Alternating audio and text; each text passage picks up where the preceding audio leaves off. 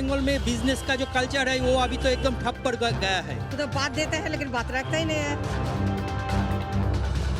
लड़के लोगों को नौकरी नहीं मिल रहा है, दर बदर ऐसे ही घूम रहा है।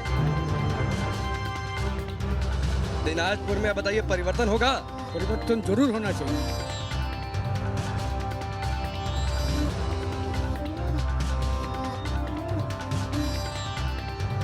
पश्चिम बंगाल के चुनावी सफर पर आप पहुंचे हैं दक्षिणी दिनाजपुर।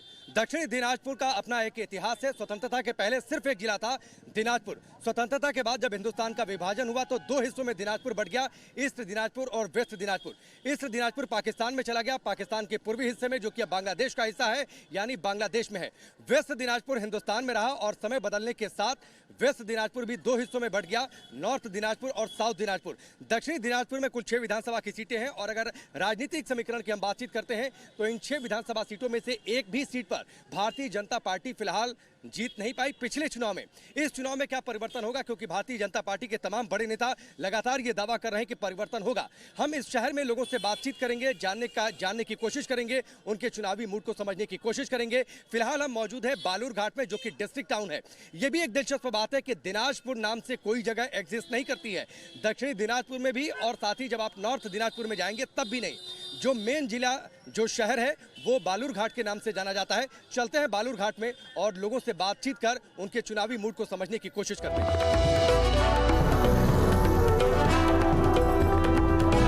बंगाल बोले में बंगाली मानुष का मूड समझने के लिए हम पहुंच चुके हैं कोलकाता से 403 किलोमीटर और बांग्लादेश के दिनाजपुर से 35 किलोमीटर दूर मौजूद दक्षिण दिनाजपुर जिले में।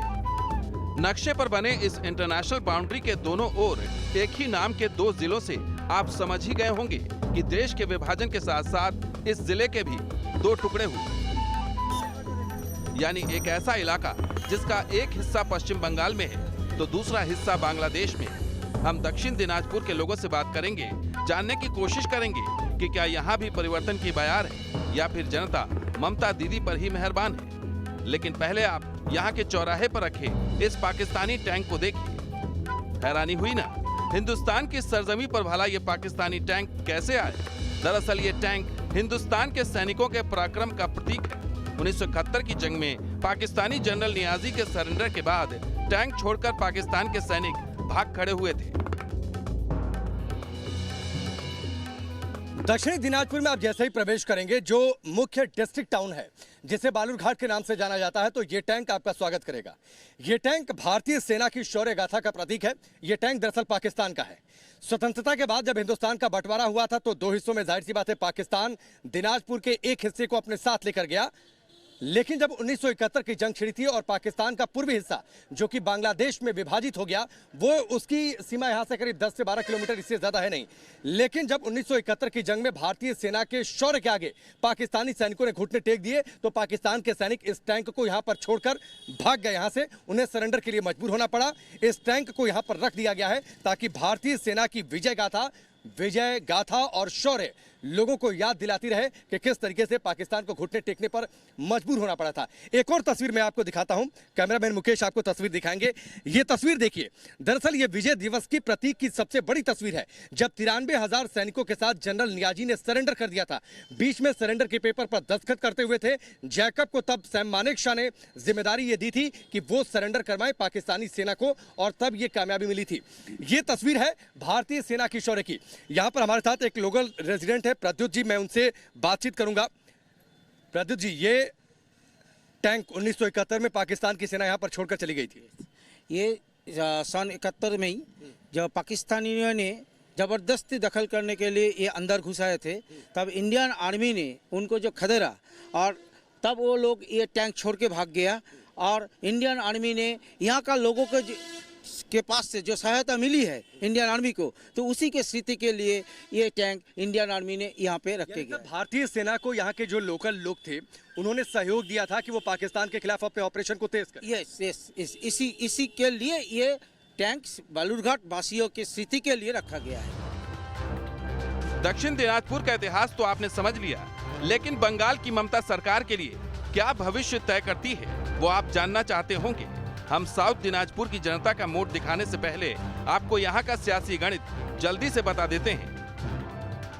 जिले में हिंदू 73.55% है, जबकि मुसलमानों की आबादी 24.63%। 2016 के विधानसभा चुनाव में जिले की 6 विधानसभा सीटों में टीएमसी को 2, आरएसपी को 2, कांग्रेस और सीपीएम को 1-1 सीट पर जीत मिली थी। विधानसभा चुनाव में जिले में भले ही बीजेपी का खाता नहीं खुल पाया, लेकिन 2019 लोकसभा चुनाव में जिले की एकमात्र बेलूर घाट लोकसभा सीट से बीजेपी को जीत मिली। दक्षिणी दिनाजपुर में हम मौजूद हैं। दक्षिणी दिनाजपुर में बालूर घाट की ये मार्केट है, मेन डिस्ट्रिक्ट की ये टाउन है।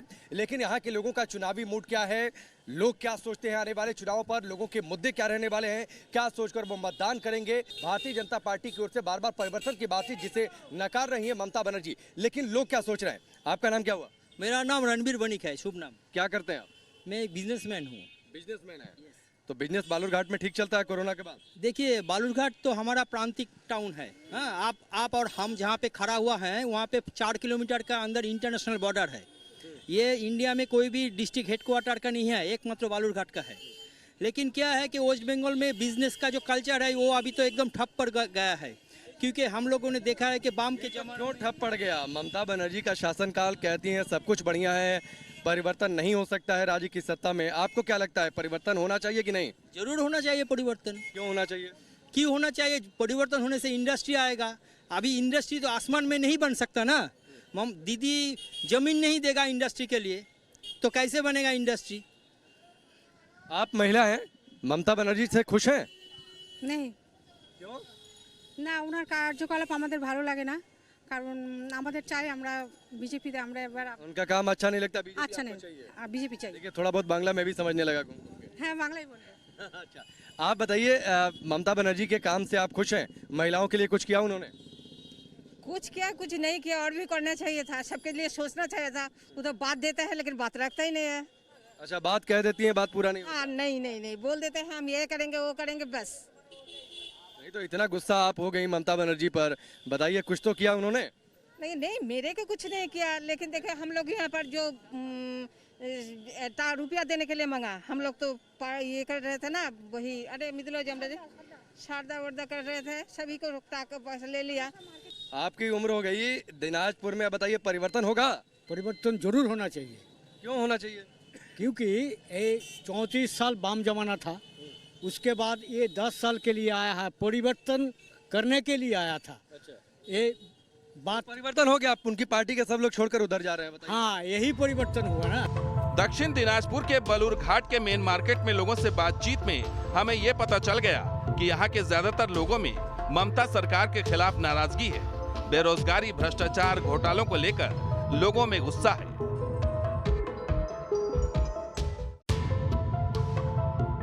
हम आपको बलूर घाट शहर के दूसरे इलाकों में भी ले चलेंगे, जानेंगे लोगों का मूड। लेकिन अब आपको दिखाते हैं बंगाल की जनता को प्रधानमंत्री नरेंद्र मोदी ने क्या खास संदेश दिया है। वीडियो कॉन्फ्रेंसिंग के जरिए विश्व भारती यूनिवर्सिटी के दीक्षांत समारोह को संबोधित करते हुए पीएम मोदी ने कहा है कि बंगाल एक भारत श्रेष्ठ भारत की प्रेरणा स्थली रही है। तो वहीं गृह मंत्री अमित शाह कोलकाता के नेशनल लाइब्रेरी पहुंचकर श्रद्धांजलि कार्यक्रम में शामिल हुए और बंगाल के महान क्रांतिकारियों को श्रद्धांजलि दी।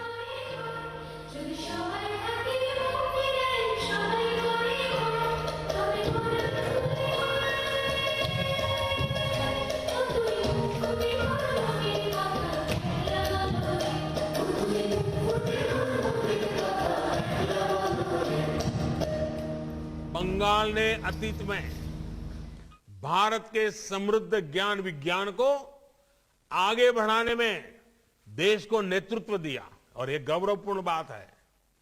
बंगाल एक भारत श्रेष्ठ भारत की प्रेरणा स्थली भी रहा है और कर्म स्थली भी रहा है कि 125वां उनका जो साल है उसको न केवल सुभाष बाबू देश के लिए, देश की आजादी के लिए, देश को आगे बढ़ाने के लिए जिन जिन लोगों ने अपना जीवन का बलिदान दिया, जिन जिन लोगों ने अपनी पढ़ाई लिखाई छोड़कर देश के स्वतंत्रता संग्राम में कूद पड़े, उस सभी को एक बार फिर से जनमानस के अंदर पुनर्जीवित करना और उसमें से प्रेरणा लेकर आगे बढ़ना।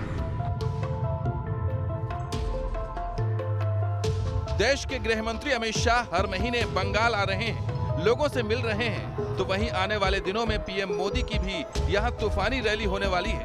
बीजेपी के इन टॉप लीडर्स के साथ साथ पार्टी के सीनियर नेता भी लगातार बंगाल पर नजर बनाए हुए हैं, लेकिन इन नेताओं की मेहनत का ग्राउंड लेवल पर कितना असर है, ये समझने के लिए हमने दक्षिण दिनाजपुर के बलूर घाट के लोगों से ही बात की। राज्य की सीएम खुद एक महिला है, आपको लगता है परिवर्तन होगा? वो तो कह रही है बीजेपी की जो परिवर्तन की बात है वो झूठी है। नहीं, ये सच्ची है। यहाँ का जब परिवर्तन होगा वो भाजपा का पक्ष में ही होगा। तो उसी के सारे आप लोग हैं कि परिवर्तन शायद हो जाए। हाँ, अवश्य हो जाएगा। 2-3 मुद्दे बताइए, दक्षिण दिनाजपुर के मुद्दे क्या हैं? दक्षिण दिनाजपुर का जो फिलहाल जो मुद्दा है, अभी एक तो नौकरी का है, लड़के लोगों को नौकरी नहीं मिल रहा है, दर बदर ऐसे ही घूम रहा है। यहाँ पे रहता है लेकिन बाहर गुजरात में जाके काम करता है। यहाँ 200 रत्नाकर को वाल्मीकि मिल में मिल गया बाद में, तो भारत भूमि में ऐसा ही है। मतलब जब तक दूसरी पार्टी में है तब तक गलत, बीजेपी में है तो ठीक हो गया। तो गलत का कोई बात नहीं है, व्यक्ति का विरोध में तो नहीं है, पार्टी का विरोध में, सरकार का विरोध में था। दक्षिण दिनाजपुर के लोगों से चुनावी चर्चा करते हुए हम पहुंच गए तपन विधानसभा इलाके में। यहाँ की 40% से ज्यादा आबादी मुसलमानों की है।